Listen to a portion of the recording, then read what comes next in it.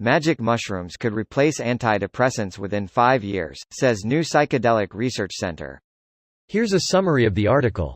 Hallucination-inducing drugs like magic mushrooms could be about to break Big Pharma's stranglehold on the hugely lucrative market for antidepressants, according to the head of the world's first Centre for Psychedelic Research.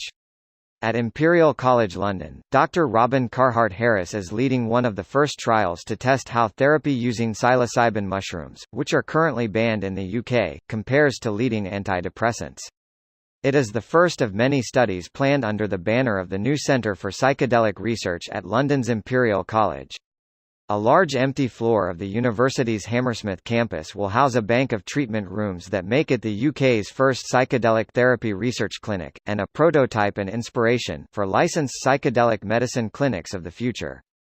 Psychedelic therapy is unlikely to be suitable for people with psychosis, and regulators will need evidence of its effectiveness and safety from clinical trials. While there is a growing trend for microdosing psilocybin or LSD, the evidence to date suggests it is the combination of therapy and psychedelic experience that offers the best option of a lasting alternative to chronic antidepressants. The King's team are launching 2 trials, one looking at whether psilocybin therapy can help people whose depression is resistant to treatment with conventional antidepressants. This post received a score of 6,486, with an upvote ratio of 92%. Here are the top comments in response to this article. We shouldn't be replacing necessarily. There's never going to be a one-size-fits-all cure for mental health. Shrooms could become an alternative to antidepressants on a case-by-case basis, sure. However, it's not going to work for everyone, just like antidepressants don't work for everyone. Someone who has probably consumed too many drugs across the board. Same, shrooms and LSD did fuck all for my mental health, nothing good, nothing bad. I'm being kept alive by pharmaceuticals. Co-worker of mine was struggling with depression and tried psilocybin based on a bunch of internet articles and hearsay and whatnot. Had a bad trip and came out of the experience worse than before. Even if shrooms do become an accepted treatment option, you always want to seek professional help and evaluation. Don't just assume because something worked for one person, it will work for you too. Yeah, totally agree. Though from everything I read, they don't just give the shrooms to people for taking at home.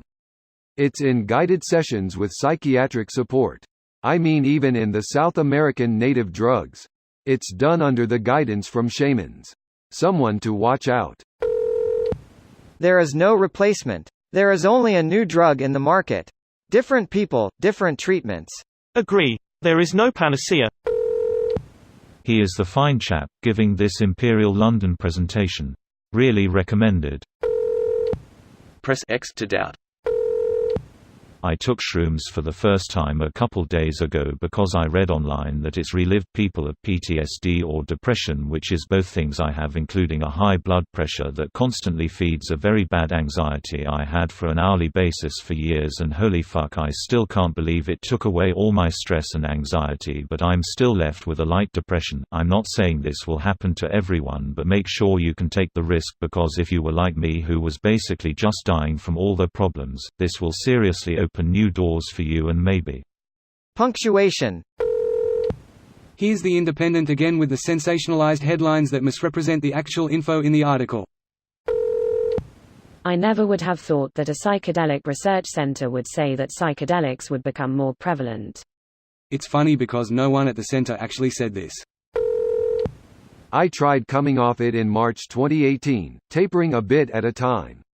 I suppose it's possible that the mushrooms were just weak, but my suspicion is that SSRIs interfere with the effectiveness of hallucinogens.